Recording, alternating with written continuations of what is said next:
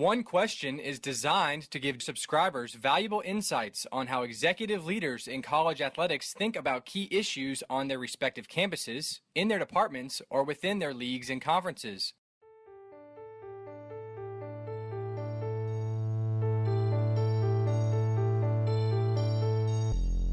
Greetings, this is Ty Brown, and welcome to One Question, where we highlight executive leaders in college athletics. I'm joined by Matt Donovan. Matt is the Senior Associate Athletics Director for Development at University of Indianapolis. Greetings, Matt. Thanks for joining us. Ty, thanks for having me. Now, Matt, you spent almost 30 years in college athletics. 27 of those years have been in development, and 24 of those years have been there at University of Indianapolis. During that time with the University of Indianapolis, you had a major hand in creating the environment for philanthropy to thrive in athletics. Can you tell us about some of your methods for establishing the culture needed for success in development? Sure. When we had the opportunity to start our organization here, there were a couple things that we really believed were important. And I'll go back to probably when we were, you know as well as I do, remember when your parents would say, don't bite off more than you can chew? So what we believed was we needed to grow. So we needed to be very smart as to what we were going to implement. And when we chose to implement, we wanted to make certain that what program or idea that we added, we knew that we could do it right, and we knew that we would get great results. Because as you all know, the minute you add a program, and if you do not manage it or implement it correctly, everything tends to snowball, and it's hard to really kind of regain your momentum. So it was important for us to be smart. I like to use the word conservative. And what I mean by conservative is knowing, don't try to throw too many things into the basket. Choose to really add certain programs or ideas that you know you can be successful with. And as time continues to move on, then you learn to adapt, learn to add or implement additional programs. And with that, knowing that you can build your culture as you go along because of your success. And when we really began trying to create our culture, I really remember a suggestion a colleague gave to me many years ago when he was soliciting a donor, and the donor basically said to my colleague, please don't tell me what my money is going to be given toward. Please tell me why I'm truly needed. And I've always remembered that philosophy, Ty, and as we've really been blessed at our environment, we try to really use that philosophy throughout our environment, and that is we need to really educate people why they're truly needed, because we know individuals, can make a gift, they can make an investment commitment, and they can give their time, talents, and everything like that, but we have to do a really good job of explaining to those folks why we need them and what capacity they can help, and more importantly, the impact they can make. So if you can really convey that message, we really felt like back then and even today, that helps from really making our environment grow. And more importantly, I think this is critical in today's environment. That individual who gave, they felt like they were really truly making a difference. They felt like they were appreciated. And at the same point in time, they really felt like the environment and the community was grateful for what they were doing. And as we all know, and you know that as well, that is so important today when you're talking about development and philanthropy. It is, Matt. And it sounds like you want to make sure people feel like they are more than just the next name on the development spreadsheet, right? Now, you mentioned your colleague and a potential donor who asked, why me?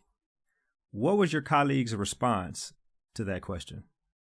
It was a great opportunity, and he went back to the donor and said, we have this concept and we have this idea, and our intent is to build an academic environment, and that academic environment will enable all of our student athletes to continue to succeed, but more importantly, it'll give them the best skills, the best resources that'll make them not only a great student athlete, but that'll make them a great person.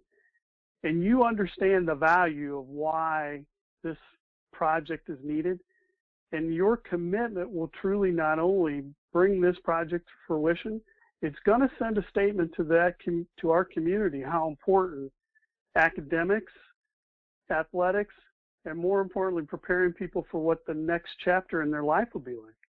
And so it was a great situation that the donor really brought out the important things that needed to be stressed.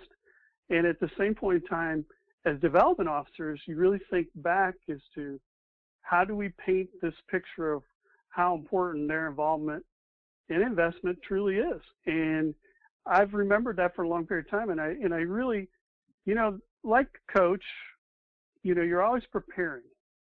And that forced myself and my colleagues to always understand preparation is the key. And, preparation is important for a donor visit, for, a discussion about impact and engagement. And that was twofold: how important that involvement is, and at the same point in time, how to prepare yourself for making sure you are creating the best situation known. You mentioned to develop the culture is not something that happens overnight, to paraphrase. As you grew it, I know a big part of it, of what you've done, is growing that Greyhound Club you have there at University of Indianapolis. How did you establish what the benchmarks were? I don't know if I mean quantitatively, but I guess internally, when it was time to make a jump. You accomplished these goals, now it's time to make a jump and broaden this thing to another level here. I guess in development, it does come down to numbers. Yeah, absolutely, it does. It comes down to numbers, but one of the things, while you look at your growth from a number, and when I say number, donors and obviously dollars raised, you also have to look at it in a sense that, do we believe we're the best at what we're doing? And are we doing the best work possible? Because if you really take that mentality, are we the best? Is this program the best? Could we make improvements? Can we make adjustments? If you take that mentality, I've always stressed to people that everything will come into place. Sometimes you can get caught up in the numbers. And what ends up happening when you do get caught up in the numbers, you miss a lot of things. You miss the proper cultivation. You miss the proper, interaction. You miss sometimes, is this the right time to create an idea, or is this the right time to create a project? So you have to be careful relative from the numbers. You have to learn as to what is your growth and what are the ideas that need to be created that allow you to continue to move forward.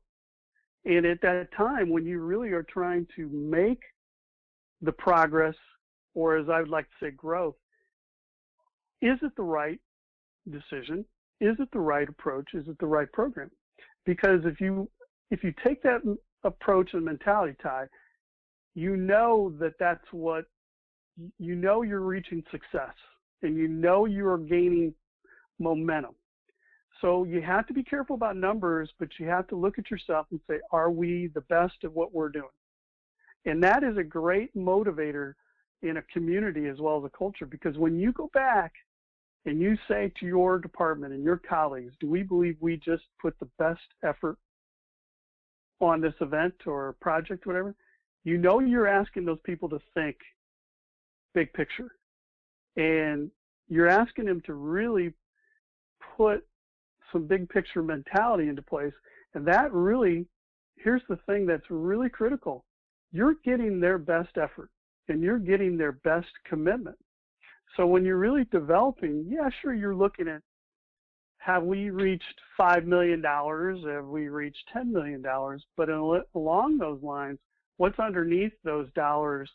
And I say that's programs, and it's, the support staff and the critical things where you talk about operational approaches that enable you to reach those, goals that you want to try to hit. And I think that is really important with a lot of organizations, departments today. Do you really believe that you are the best at what you're doing? And if you can self-assess, you'll be okay. That self-evaluation is so important in terms of leadership and organizational leadership. Continual evaluation and continual assessment in terms of where we are, how did we get here, why were we successful, and things of that nature. I use a philosophy my dad taught me when I was obviously a lot younger. he'd say to me all the time, do you want to go to battle by yourself or do you go to battle with an army? Tell me which one wins. And I always chuckle when I bring that comment up, but it's imperative today. You have an army, and that's your colleagues, and that's the people you are working with. So you develop that army, and you basically have a great culture where everyone supports, gives it their best effort, and more importantly, becomes creative. Because when they become creative and you're asking for that creativity, you are asking them to make a great investment, and you'll find you'll achieve a lot of success. Matt, I can tell by this conversation, and then when you do research on you've been recognized by organizations such as the National Association of Development Directors, and you're very much respected by your peers. We were talking on an organizational level, but if we take it down to a smaller level, if you were talking to young professionals who just sat down and learned that they wanted to be or were just hired as development officers, or they're working in external relations where they're tied to development in some type of way, whether it be events or marketing or something like that, what advice would you go into a room full of that type of sports administrator? What advice would you give them? You made a statement earlier, and I kind of chuckled as we were chatting. The line I use all the time is Rome was not built in a day. And I use it constantly. Rome was not built in a day. I remember many years ago, somebody asked, how fast do you think we can grow this program? And I said, Rome wasn't built in a day. And we had some great, laughs to that, but it is important to believe that. If you believe in the fact that Rome wasn't built in a day, what that tells you is you're building your castle, and you build it brick by brick by brick. And you take the time to make sure all those bricks are put into place correctly. And the other line I like to tell somebody all the time, this is a marathon. It's not a sprint. Because if you choose to make it a sprint, it's over. What do you do next? This is a long term. And if you believe in the fact that you're going to continually work hard and be committed and dedicated with those two philosophies, you'll be okay. You'll do fine. I think the biggest thing I always love to tell people too is remember to ask. I've always believed this philosophy, and that is no one person makes a gift, and no one person knows all the answers. So you need to ask. You need to consistently be dedicated to knowing how to be better at what you do. And one of the things I love to share with people all the time is, I've been in this profession for a long, long time, but I will constantly ask all my colleagues ideas or how would you handle this situation, or can you give me some counsel on, a certain project, or et cetera, et cetera. And the reason we choose to do that is because that's our commitment to get better. And I think too many times people tend to miss those three things. Remember, Rome wasn't built in a day. This is a marathon. And I always like to remember what my dad used to say to me all the time. The minute you think you got all the answers, then you need to retire. Because you don't. You have to constantly work toward making yourself and making everybody who you're affiliated with, you have to help them make them be great. So, and I think that's what I love to share. And Ty, say this all the time. I've been very blessed, and a lot of people have helped me throughout my career. And so I've always believed, because those people have helped me, that it is my responsibility to turn around and help somebody else as well. All right, which is very important. I like to call it putting it back in the bucket, right? We've taken from Absolutely. the bucket to get to where we are here. Now we have to put back in the bucket to help others get to where they want to be. Absolutely. Matt, this has been an excellent conversation. I really appreciate you joining us here on One Question. It's been a pleasure. Thanks so much for having me. That was Matt Donovan. He's the Senior Associate Athletics Director for Development at University of Indianapolis. And of course, this is Ty Brown with One Question. And keep in mind, the role of a leader is to create and maintain an environment that people want to be a part of. And as always, be better tomorrow than you are today.